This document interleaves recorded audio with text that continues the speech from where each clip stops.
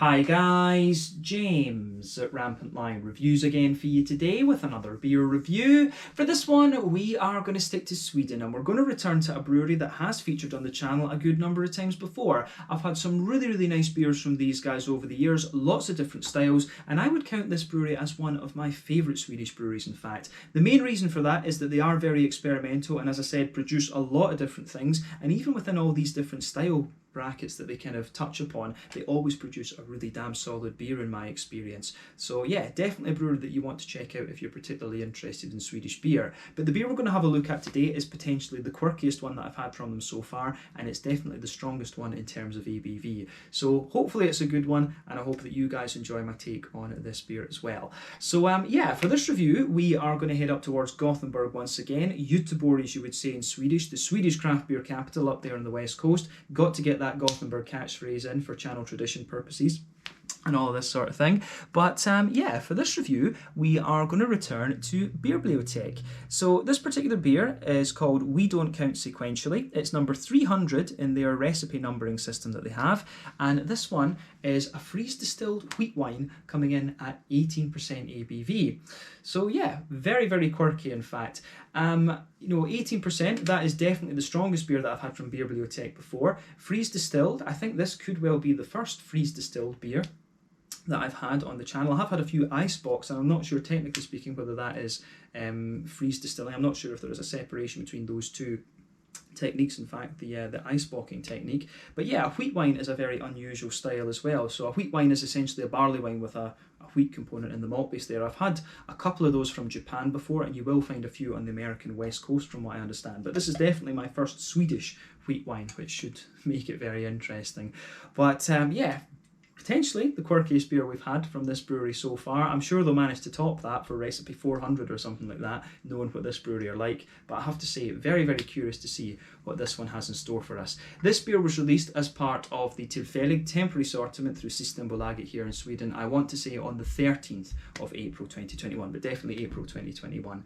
So yeah, very curious to see how it turns out, and hopefully it makes for an interesting beer and an interesting review. So let's crack on with this one then. As always with my reviews, I'll tell you a little bit about the brewery before we taste the beer. If you want to get straight to the tasting, just fast forward. All the usual links are in the video description below. That's the brewery website, the link to my other reviews that I've done from Beerbliotek before, and you will no doubt see more added to that list in the near future. There's all the usual social media down there. If you want to see more reviews, do please consider subscribing to the channel. The whole channel, of course, has a geography-based tagging system, so you can go into the homepage and search for beer based on country, city, state, county, province, prefecture, whatever it is you happen to be interested in. Do check out the playlists of beers from different countries. There is one there for all the Swedish beers that I've reviewed for you. That's constantly being added to, and as always, please do get in touch and let me know some of the other beers and breweries that you guys would like to see me review. It's always great to hear from you guys that are watching the videos, and the support that you show the channel is hugely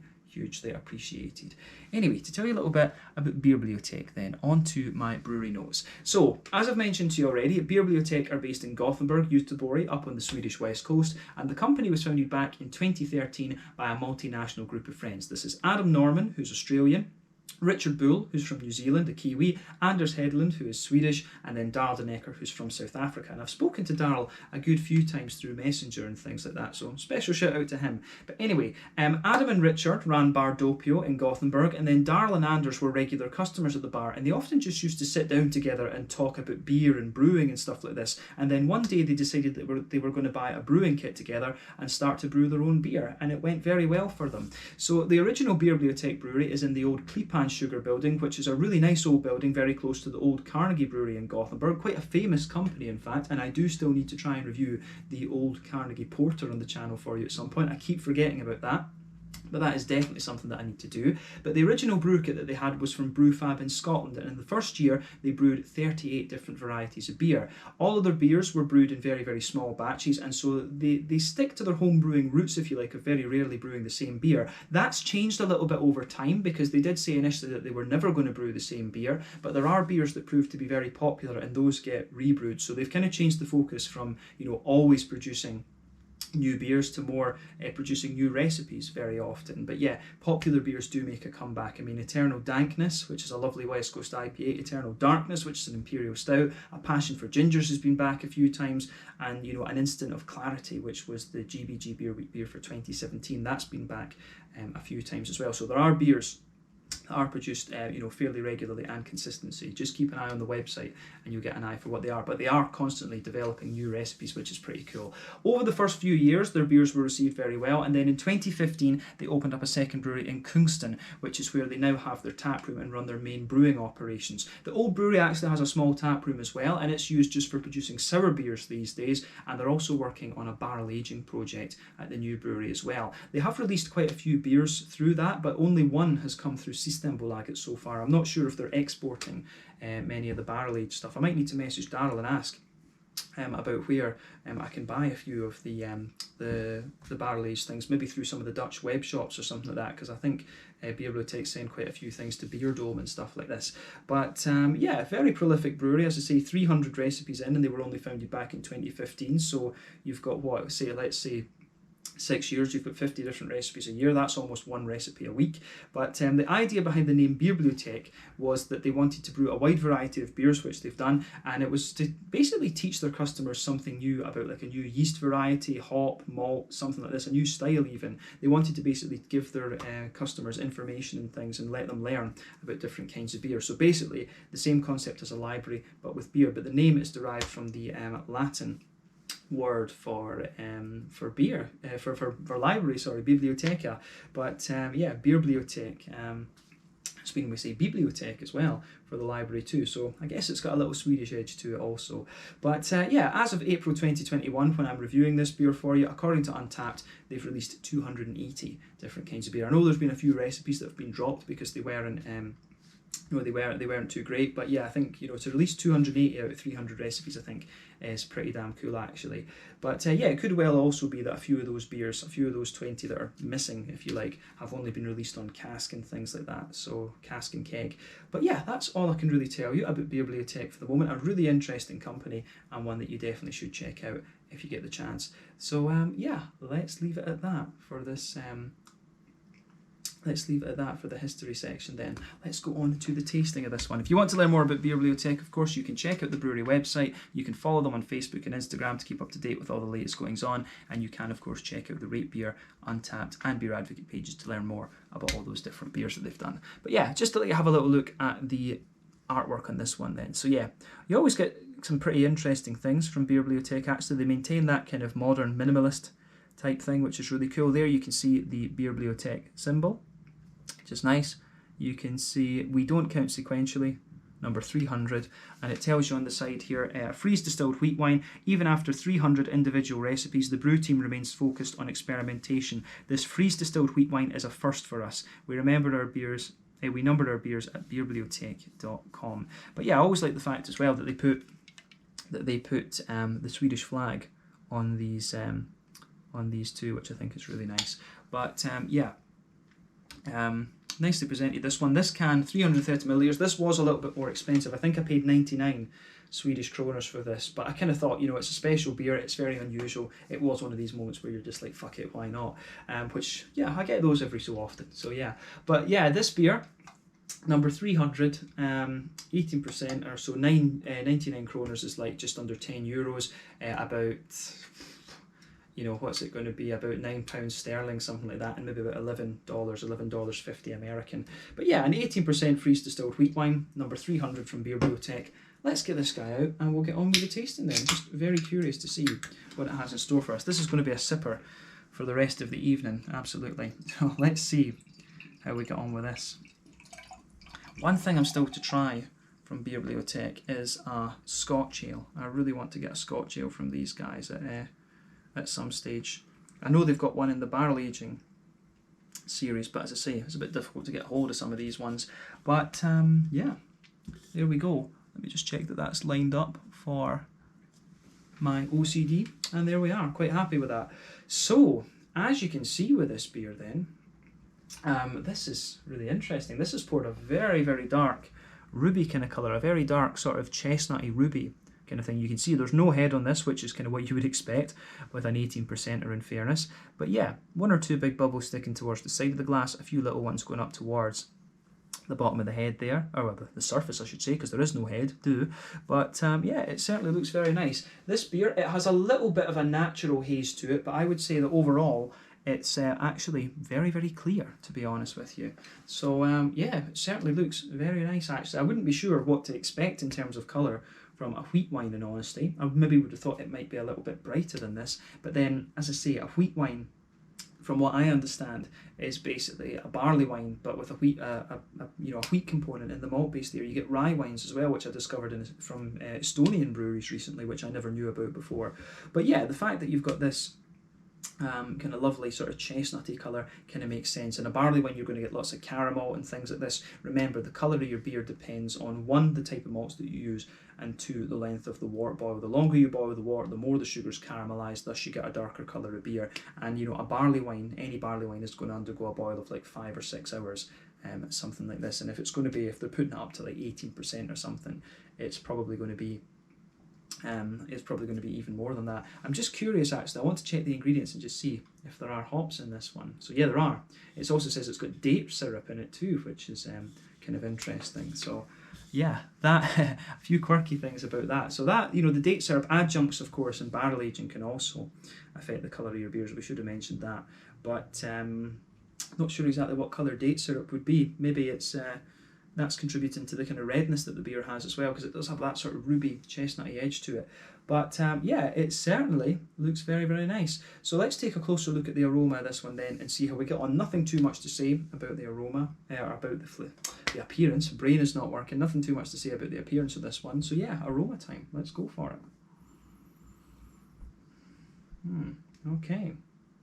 So aroma-wise, this beer is very boozy, which is exactly what you'd expect from anything Freeze-Distilled. It's got a big, big boozy edge to it. I mean, underneath this one, you're getting a good little bit. There is a little bit of a kind of woody undertone to it. There's a few nutty aromas and things in there, but it's all about that big, thick treacle molasses kind of thing. That big, heavy brown sugary note. Absolutely. So yeah, I can definitely get the dainty elements out of this. It almost has a kind of cakey, phenolic type vibe to it as well. If you think like a Belgian double or a Belgian, would you say, quadruple, you know, it's got the similar kind of vibes to that. So yeah, woody undertones,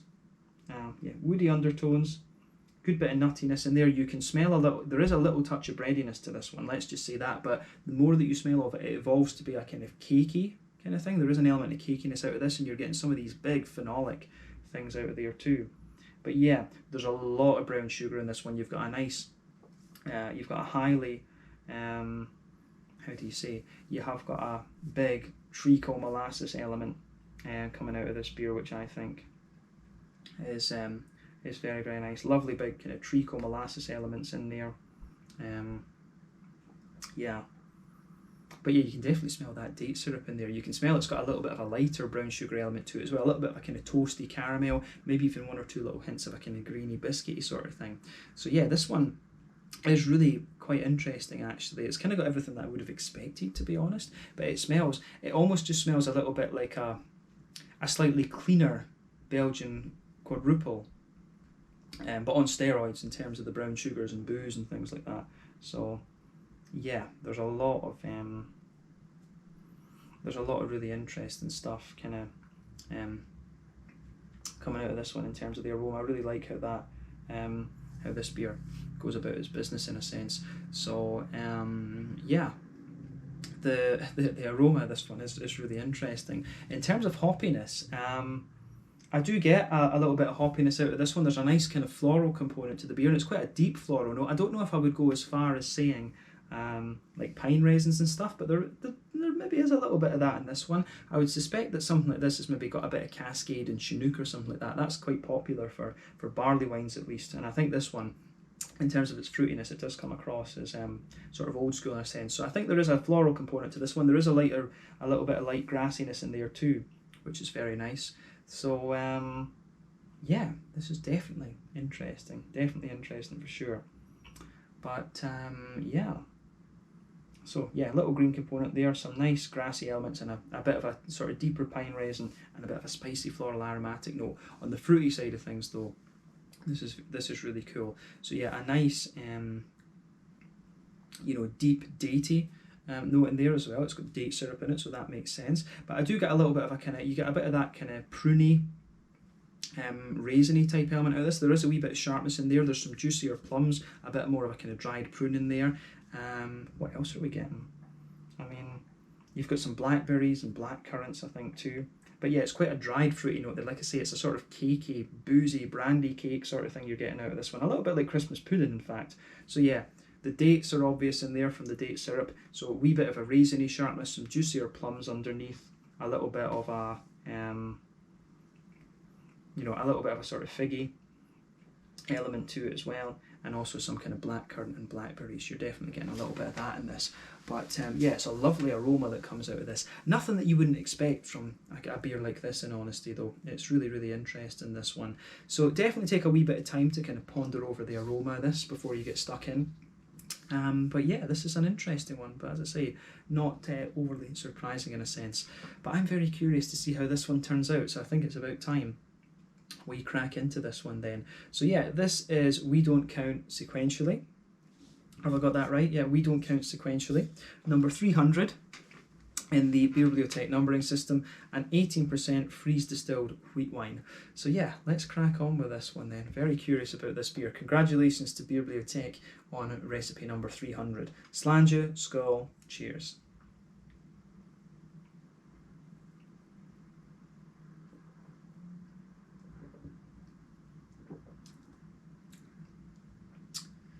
Ooh. That's pretty interesting. This beer is all about the aftertaste. On first impressions, this beer is all about the aftertaste. Yeah, can certainly appreciate that, absolutely.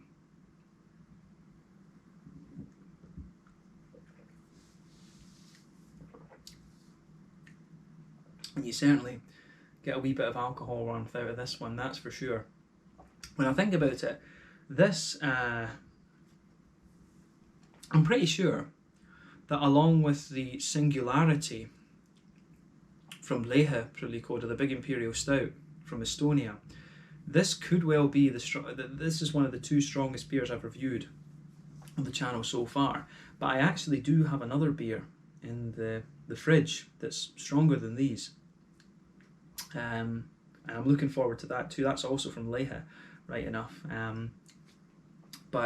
Yeah, this is a really quite interesting beer, I have to say, but not kind of unexpected. What I would, you know, it's not kind of unexpected in terms of how it goes about its business, in terms of it being a Freeze-Distilled wheat wine, which is essentially a wheaty barley wine. But yeah, this gets a thumbs up from me. And you know, the beer that I would be thinking to compare this one to from Beerbliotek is the Would I Lie to You. Is it as good as that? I'm not too sure. I think I might prefer the Would I Lie to You a little bit. But this one is certainly an interesting experiment for sure.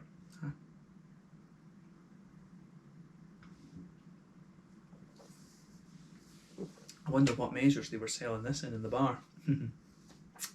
But yeah, flavour of this one though is pretty damn nice, I have to say. I like how this goes about its business for sure.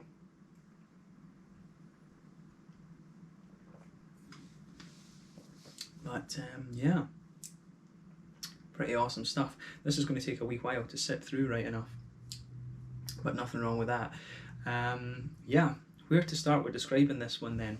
So let's go with the middle third of your palate, as we always do. So straight away across the middle of your palate, you can feel that nice sort of, it does have a sort of woody backbone to it. You can feel there's a nice sort of, it's not barrel-aged, I should point that out straight away. It's not barrel-aged, this beer, but you do get a kind of woody backbone to this one, and it's a little bit of a dry wood there. But if you go on to the kind of front half of that middle third of your tongue, there are one or two slightly vanilla-like elements to it, and if you go to the dead centre of your tongue and just follow that middle line of your palate forward, you will get a few nutty elements out of this one, which is great.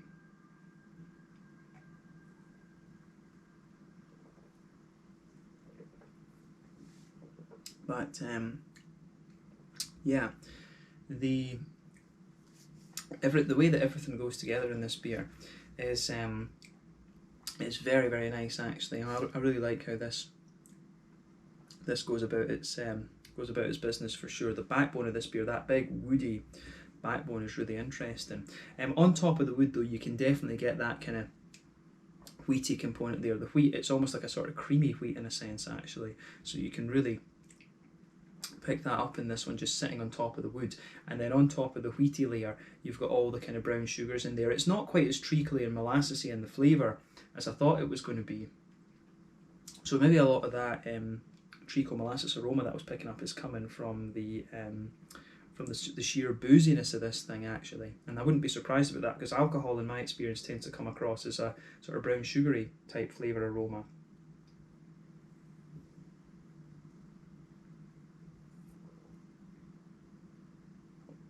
But yeah, flavour of this I think is really interesting.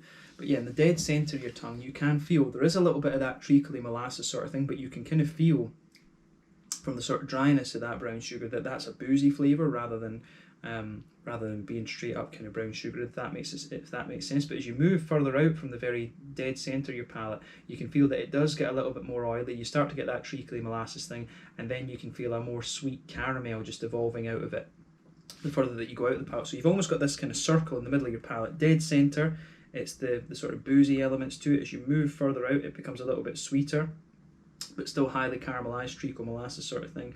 And as you go further out from that, you start to get the sweeter elements of the caramel. And beyond that, you get the more, you definitely get the more kind of toasty, brown sugary elements out of it, and then a wee bit of biscuit towards the edge of the palate. But all of this is sitting on top of that kind of wheaty layer that the beer has, and then underneath that you've got the kind of woody, nutty elements that I was talking about as well.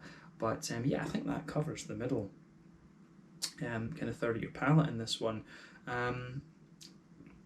This beer, in a sense, it's not quite as complex as the Would I Lie to You. I remember that was a big, I forget what kind of barrels that was aged in, but that was a big barrel-aged barley wine.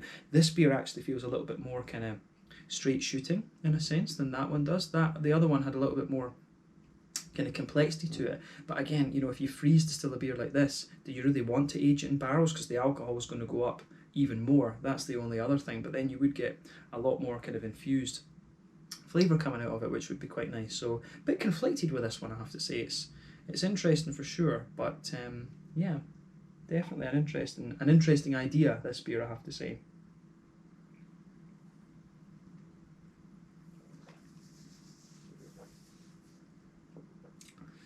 But yeah, you can certainly feel the booziness in this one anyway. This is a sipper for the rest of the evening, absolutely. But yeah, I think that covers the middle third of the palate quite well. And in fairness, the back third of the palate in this beer is kind of the same. On the border region, though, between middle third and back third of your palate, you do get a little bit of a slight kind of wheaty build-up in a sense, and maybe one or two grainy notes underneath. But on the back third of your palate, I think it kind of leans a bit more towards the wheatiness, and you get a little bit of bitiness from the wheat actually too. And on top of that, you get a little touch of the kind of yeasty element coming out of this one. You can feel the flavour is a little bit kind of taller on the back third of your palate, if you like, but then when you go forward, yeah, you can feel it condenses down. It really kind of condenses down and becomes a little bit thicker in a sense. So yeah, I really like that about how this beer goes about its business actually. So yeah, that's an interesting point to make about this one actually.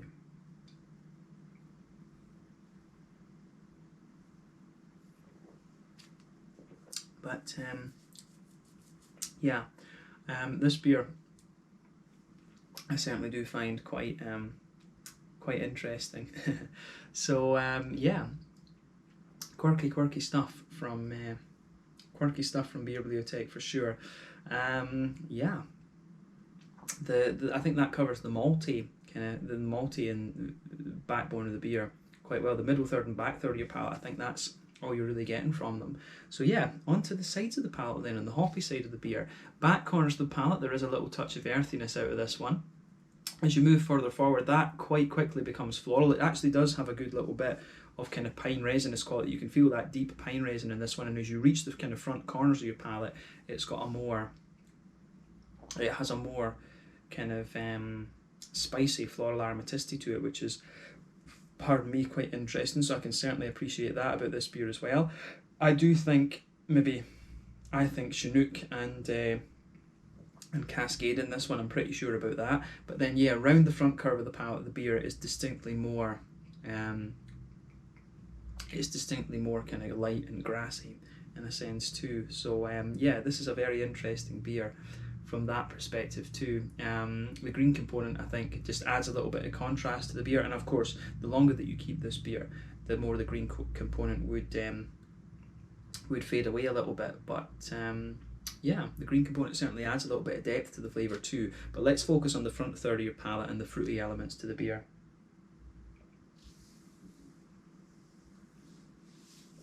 So yeah, on that fruity side of things then, or on that front third of your palate, border region again between front third and middle third of your tongue, there's a very nice, you see, you do get a little bit of a kind of doughy build up again in a sense. You get a little bit of gradiness in there too, and then the base of that front third of your palate, you can feel there's a little bit of a sort of wheaty base in the beer as well, which I certainly like. So yeah, that goes together. That goes together very, very nicely.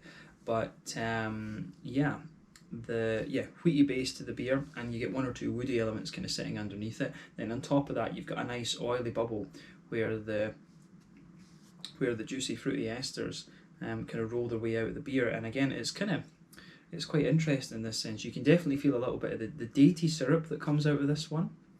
You know, as you go further into the aftertaste, you can feel a little bit of that kind of dry, datey sort of flavour coming out in the middle of your palate. But on the estery, the fruity ester from the hops, so the hoppy side of the fruitiness, it's quite typical of sort of Cascade and Chinook again. So at the back of that front third of your palate, you're getting a wee bit of a kind of concentrated grapefruit. And there you almost get the impression under, you know, at the back of that front third of your palate of a little bit of cakiness, which I'm really interesting. So yeah, a little bit of cakiness in there, but as you move further forward along that kind of front third of your palate, I think that that's definitely quite interesting too.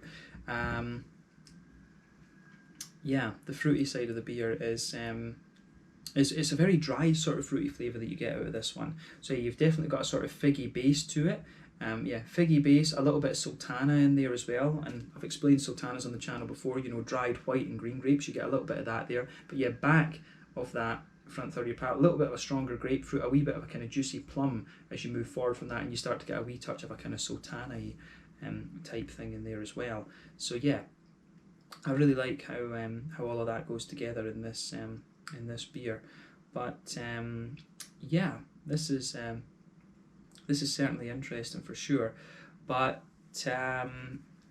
yeah, quite a lot of dried fruit on this one. And as you move on to that front half of the front third of your tongue, you get a wee bit of a black curranty undertone to the beer and a little touch of an oily blackberry the further you go into the aftertaste. But yeah, it's quite a dried fruity note out of this one. I do get a wee touch of a kind of peary element out of this beer too. So yeah, the fruity side of this one is quite interesting in that sense, and it takes the fruitiness of this beer a little bit of time to come out actually. So yeah, this goes together really interestingly. So I think we can leave the tasting section of this beer at that. So yeah, big kind of you know, sort of woody, wheaty, and then brown sugary elements in the back in the middle of your palate, a nice little green component to it, and then some kind of dried fruity elements. So in a lot of ways, this is kind of what I would expect of a freeze-distilled wheat wine, but it's still interesting and quite quirky in that sense. I can feel the booze in this beer going to my head already. So so yeah, it's always interesting to film reviews like this. But yeah, on the mouthfeel side of things, what are we going to say about the body of this one?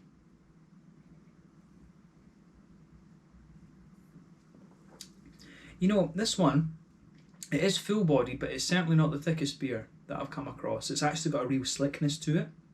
The carbonation is extremely smooth in this one. This beer is really kind of slick and oily rather than anything else. In terms of bitterness, what is it, about 50 IBUs, something like that. There is about, yeah, maybe kind of 50 IBUs in this one. I do get a little bit of bitterness out of the beer, and I think that's both from the boozy. I think there's a little bit of bitterness from the boozy side of things too, and from the hops themselves. But yeah, big, oily, brown sugary kind of bit of bitiness in there too, which is interesting. Then you've got some nice dried fruity and oily fruity characters out of the beer. So yeah, I think that summarises the mouthfeel quite well. It's quite a big, oily, slick kind of thing, but certainly not the thickest beer that you're going to come across. But yeah, an interesting one for sure. I think Beerbliotek have done a really interesting experiment with with this beer. So yeah, I think we can leave it at that for this one. So this was the We Don't Count Sequentially number 300 in the Beerbliotek numbering system, and 18% Freeze-Distilled wheat wine, which is just, you know, crazy, just absolutely insane. So yeah, I think we can leave it at that for this review. An 18%er, so booze is really going to my head just now, but very smooth and very slick beer this. But yeah, I guess we can sign off from this review now then, before I get too steaming off the beer. But yeah, once again, thank you for watching my reviews. Until the next time, please like, subscribe, share, all the usual YouTube stuff. Let me know your own thoughts on this beer in the comment section below. Let me know what your favourite beers are from Beerbliotek. I do have 2 more beers in the fridge to review from these guys. A black IPA from last month's Lokale Småskaligt, and a Maibock from April.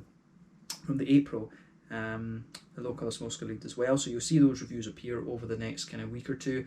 But yeah, always cool to return to these guys and have something a little bit quirky like this. So definitely check out Beerbliotek if you're interested in Swedish craft beer. But let me know your own thoughts on this one in the comment section below. As I said, let me know your favourite beers. Check out my social media, check out Beerbliotek's social media, and I'll catch you guys very soon. Until the next time, slàinte, skål, cheers, and enjoy some good beers.